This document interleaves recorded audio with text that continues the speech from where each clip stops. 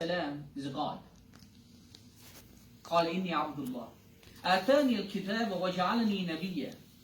And he says that about the future. Allah will give me the book, the religion, and He will make me a prophet. وجعلني مباركا أينما كنت وأوصاني بالصلاة والزكاة ما دمت حيا. Allah will bless me wherever He has blessed me wherever I am. It's very interesting. ما دمت حيا is that أينما كنت, wherever I am, means that wherever Isa alayhi salam is born, wherever he is coming, he will be blessed. And وأوصاني بالصلاة والزكاة ما دمت حيا. He advised me, He commanded me to establish prayers and zakah and ما دمت حيا, so long as I'm alive.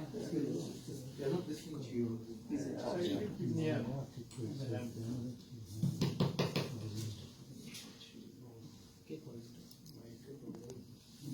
Mubarakan aynama kuntu. He was talking about two comings. The first coming is Isa alayhi salam's first coming. And the second coming is when?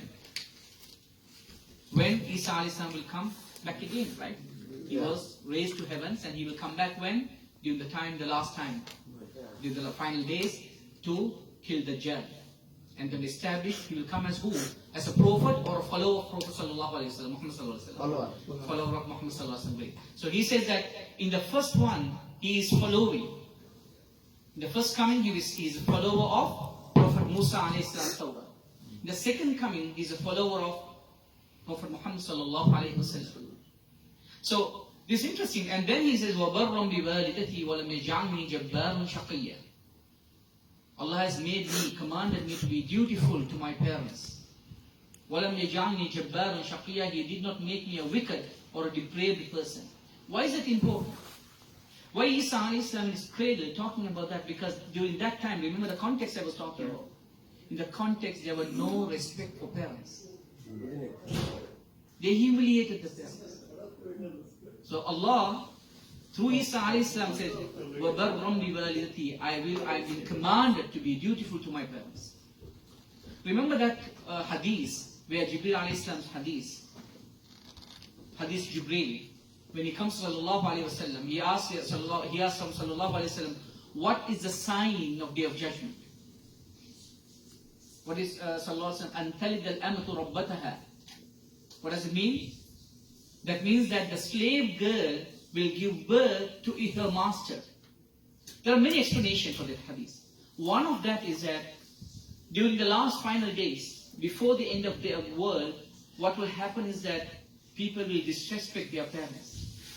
The son will disrespect his mother, so that he will become the master of his mother. So أَن تَلِدَ الْأَمَةُ رَبَّتَهَا. That means the mother has given birth to her master. Even now, if somebody is disrespecting their parents, his mother or father, that means the parents, he is the master of them. It will happen widely during the final days. That's the end on the before the world will be destroyed by Allah. That's the end of the day, right? And then we also have to understand this is very interesting. There are 3 times when children, babies, spoke. Isa alayhi salam is one of them. He was just born. He was talking. Rasul sallallahu alayhi wasallam said there are 3 instances in the history where the baby spoke. One is Isa alayhi salam. All 3 babies spoke to clear a scandal, to clear the name of a woman. Subhanallah. Allah honored the name of a woman, and in a second story, it was a pious person through babies. Allah made children to speak because He did not like people are being accused of wrongdoing. In Isa alayhi salam's case, why Isa alayhi salam was made to speak? To clear his mom, Maryam alayhi salam. The second one, the story about Jurayj, is a pious worshipper. He had his mom. Once his mom is calling, Jurayj, come and do something for him. Jurayj he was like a big devout person. He was a worshipper. He was so involved in his worship, he did not respond to his mom. Mom became angry. Mom cursed him. She said, Ya Allah, do not let Jurayd die without scandal, to bring bad name for Jurayd. Jurayd could not speak anything. During that time, Allah cleared Jurayd's name from the baby. Mother is accusing Jurayd. The baby started to speak, saying that Jurayd is not my father. So that's the second incident. And the third one is about a woman during Banu Israel time. She had a baby. She was suckling the baby. And there was a beautiful, handsome horseman is going. She said that, Oh Allah, oh my God, oh Allah, I want my child to be like this. Child to become like this. He was a handsome person who was riding the horse. And the baby stopped suckling, turned around and said, Allahumma la taj'alni minhu. Ya Allah, do not make me like him. And she went back to suckling. And later on, the mother saw an old and poor slave girl was walking. Slave woman was walking. That woman she didn't have anything, she did not look very beautiful, handsome, she was walking. For some reason, mother thought, already I asked a dua for the horseman to be, my son to be like the horseman. Now, this woman is coming, and she said, oh, I don't want my son to become like that woman. Then the baby started again speaking, saying that, Allahumma ja'alni minha. Ya Allah, make me like her. And then the baby continued. Ar-rakibu jabbaru min al-jababira. The horseman is aggressor. He's not a good guy. But walakin al-amata yaquluna laha sarakti wa zanayti. But with regard to this slave woman, they are always accusing her of that she stole and she conducted zina, she got engaged in zina, etc. etc. Now Allah makes this baby to speak and to establish the righteousness. Clear that scandal. So this is just to explain 3 ways, 3 times when the baby spoke. And then, dear brothers and sisters in Islam, Isa was born. Now Herod had a dream. Just like the Pharaoh had a dream during Musa's birth, that somebody from Banu Israel will be born and then he is going to challenge me and then kill me. And he started to send all his surveillance. What Maryam a.s. did was quickly took the baby and then moved to Egypt. Later on she came back. She came back to Palestine when everything was settled, and she went to a place called Nazareth. That's why we say Jesus of Nazareth. Nazareth was a very poor area, overpopulated, lot of diseases, water is not clean. But what is important at that place is that it's a very religious place. Because it's poor, it was free from the influence of Herod and also the Roman Empire. So Isa a.s. it was easy for him to grow up as a very religious life. It was easy. He did not have the control of Roman Empire or the Herod. So Isa a.s. was growing up in this place. As you know that he was circumcised according to Torah. He was circumcised when he was a baby. Now, this is about his birth. So this is how he's growing up. Let's quickly look at how Isa a.s. looked like. That's very important. Isa a.s. Qatada says that I haven't heard anybody who has a husnul wajh and husnul sawt, who had a beautiful face and a beautiful voice than Isa a.s. And then Rasulullah described Isa a.s. He said he's not too tall, he's not too short. وَكَأَنَّهُ خَرَجَ مِنْ دِمَاسٍ. He had long hair. So when somebody is looking at Isa a.s., you will see that he just had a bath, shower and coming out. His long hair, it will feel like there are pearls are falling from his hair. So beautiful, Isa alayhi salam. Now, the controversy comes in his skin color. The skin color. Ibn Abbas radiallahu anhu said that he heard from sallallahu alayhi wasallam, Prophet Muhammad, he was ahmar, reddish complexion, white complexion. Whereas Ibn Umar said that I heard from sallallahu alayhi wasallam, he had a udum rijal, he is the black skin color. Umar radiallahu anhu said that I never heard sallallahu alayhi wasallam said Isa was ahmar, whitish or reddish complexion.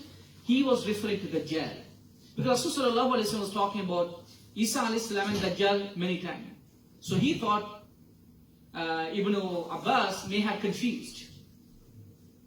And he said, Umar radiallahu anhu said that he was referring to Dajjal as the white person, as the reddish complexion. In another hadith, sallallahu alayhi wasallam said, Isa alayhi salam looked like Urwa bin Mas'ud. Urwa bin Mas'ud is the ambassador, Quraysh's ambassador during the Hudaybiyah time. Then later he accepted Islam. Now, how did Urwa bin Mas'ud look like? This is the interesting part. He looked like he was brown with a reddish complexion. So it was mixed. But what is important is that the brown color. Why? The Jesus of Nazareth we see now in sculptures is not the actual complexion. It was done by Europeans to control the slaves. Slaves had a privilege. So to control the slaves, they always wanted to create a figure which is not like them. If you go to Xavier University, some of the universities in US, southern part of the university, they also have in the churches, they have Jesus. When you go there, you will not see the white Jesus. Complete black Jesus. There's a BBC documentary on that. They started to do a lot of archaeologists research and found that it was dark color, dark green. So what happens is that people started to own the character of Jesus according to their narration, the way of their belief. It was used, very politicized figure is Jesus alayhi salam's attributes. Now, let's look at the dawah. Isa alayhi salam was following Yahya alayhi salam, supporting Yahya alayhi salam. Yahya alayhi salam born at the same time, you know that a little bit before, because Zechariah alayhi salam also had a boy. Rasul sallallahu alayhi wasallam, when he went to Marghrib, he saw both of them in heavens at the same time. Isa alayhi salam, Yahya together. They're like brothers. He was supporting. Yahya alayhi salam is a scholar. He knew the Torah, the law of Torah. And he was murdered by Herod.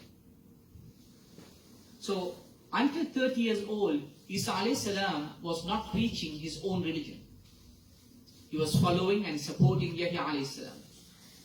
After his death, Isa alayhi salam was in Baitul Maqdis. During that time, Jibreel alayhi salam came, and that's the time he was chosen as a prophet. And the entire Baitul Maqdis started to glow in light because of Jibreel alayhi salam's light. And he said, "Inna Allah ya'murka bi'iblaghi risala." Allah is commanding you to convey this message. He was chosen, like what happened to Sallallahu Alaihi Wasallam in Hira. And then suddenly he stood up and Ya Bani Israel, a'budullaha rabbi wa rabbukum. O children of Israel, worship your Lord and my Lord, Allah. This is what Quran says, وَآتَيْنَا عِيسَى ابْنَ مَرْيَمَ الْإِنْجِيلَ هُدًى وَنُورًا وَمُصَدِّقًا لِمَا بَيْنَ يَدَيْهِ مِنَ التَّوْرَاةِ وَالْإِنْجِيلِ. That means he came to complete Torah.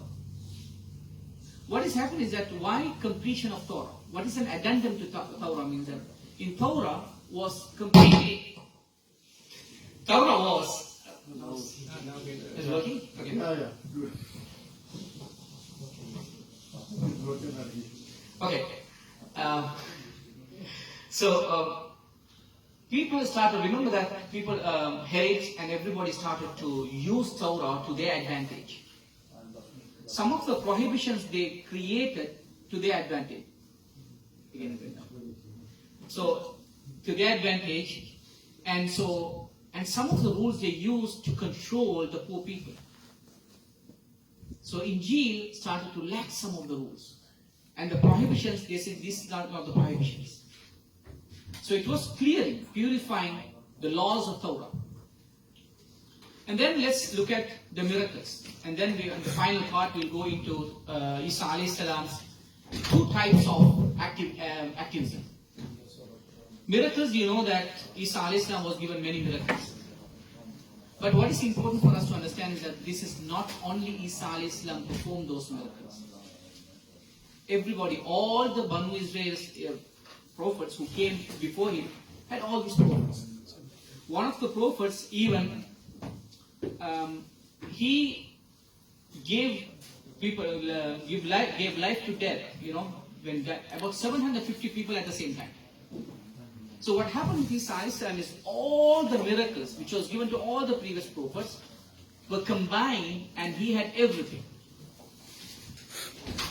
Except one of the miracles Isa alayhi salam had was very unique to him. That is, he spoke in the cradle.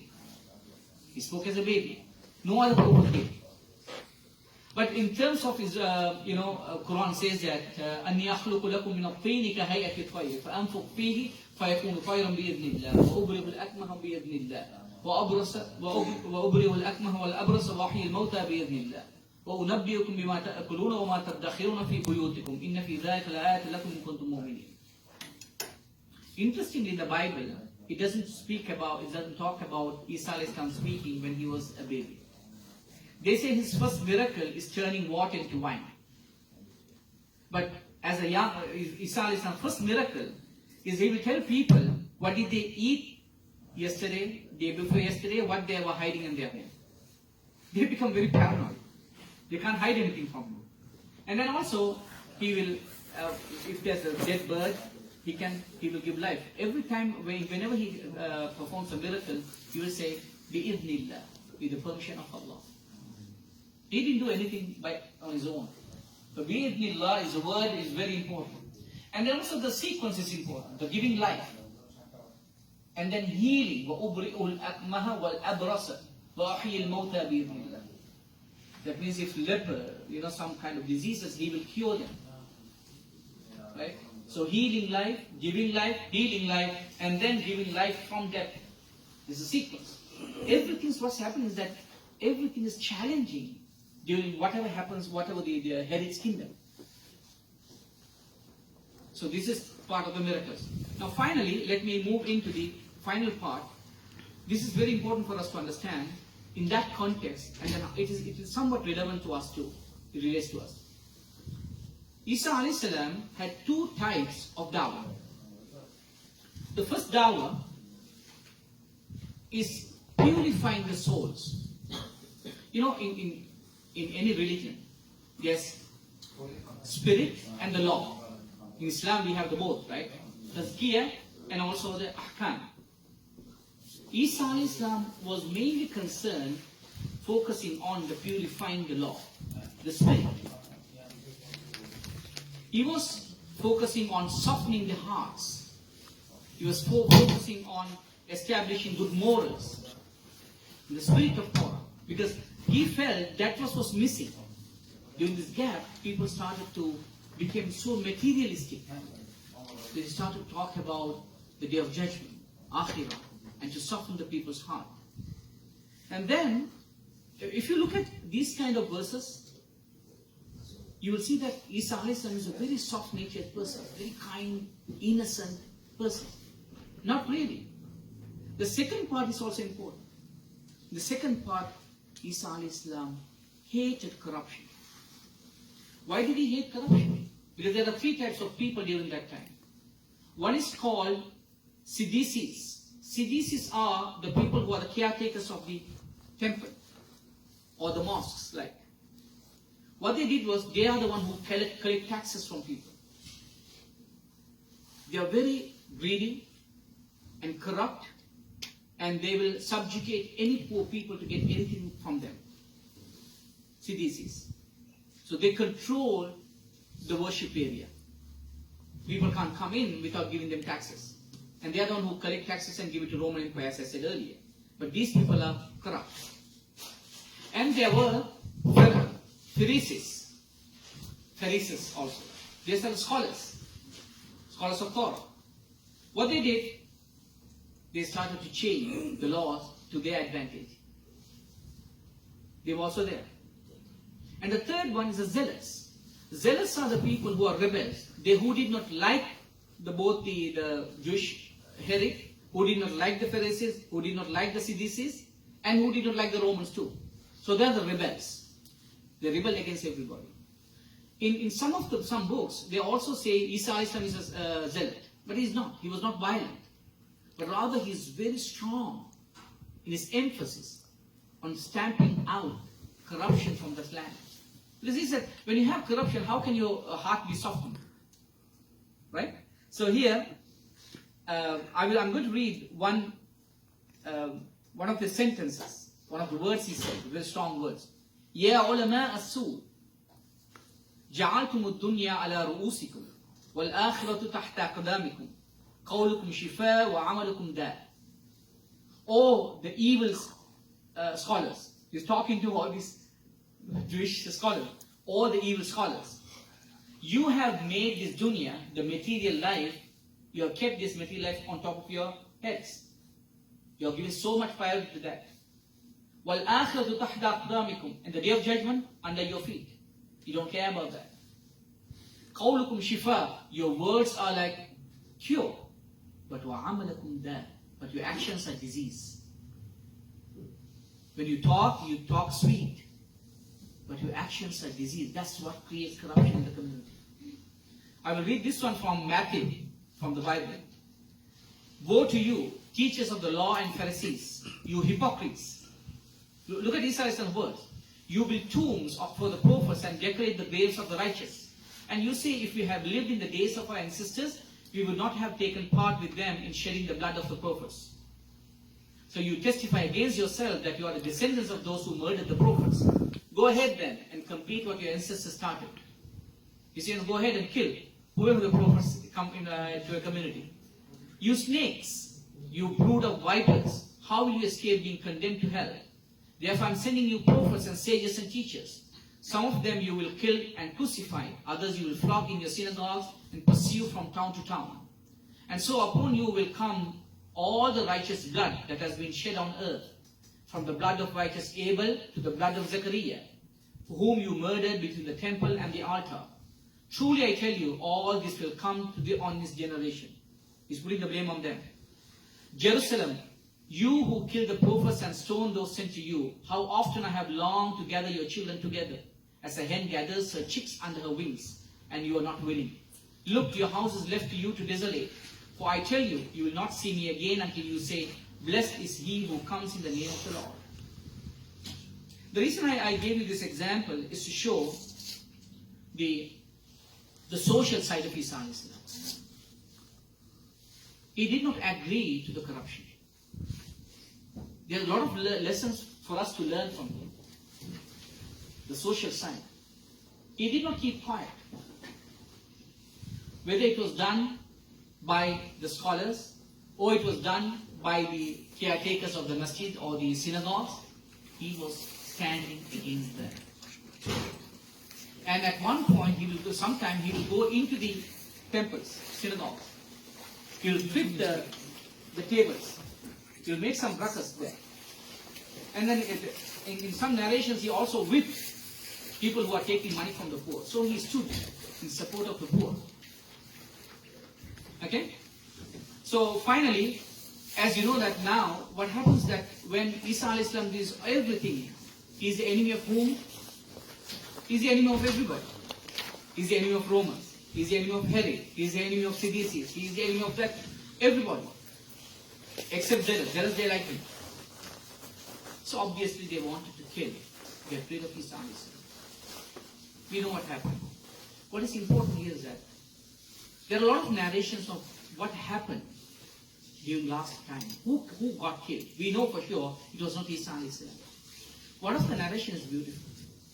One of the Ansariyun, Hawariyun, who was with Isa al-Islam, he called upon Allah and said that Now they know that Isa is going to be killed.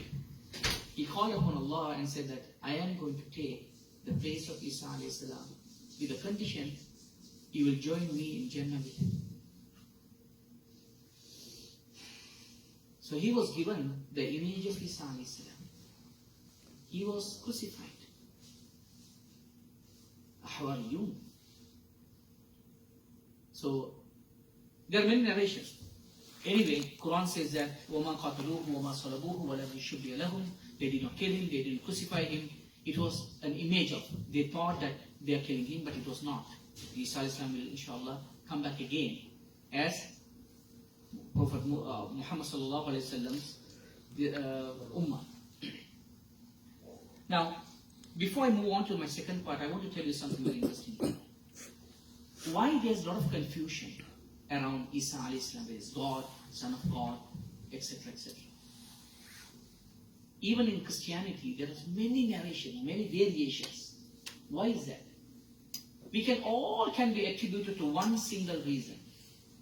When Isa alayhi salam was taken to the heavens, there was nobody left on earth, an authoritative figure, to tell the Orthodox Christianity, to establish the Orthodox Christianity. What is Isa alayhi salam's true message? There was nobody to write it, because they were afraid of their life. They were targeted, they went after them. Not only Isa alayhi salam was killed, crucified, his followers also crucified. So later on, Paul is the one who's the author of the Bible. He says that he had a vision of Isa alayhi salam coming into dreams when he was going to Damascus. And the Bible was written based on that vision. So Paul started to go and preach Christianity. Isa alayhi salam's disciples, Hawariyun, who fled and later on who confronted Paul, said that what you are doing is wrong, this is not correct. But still, Paul had the authority to write something and go. He was very popular figure.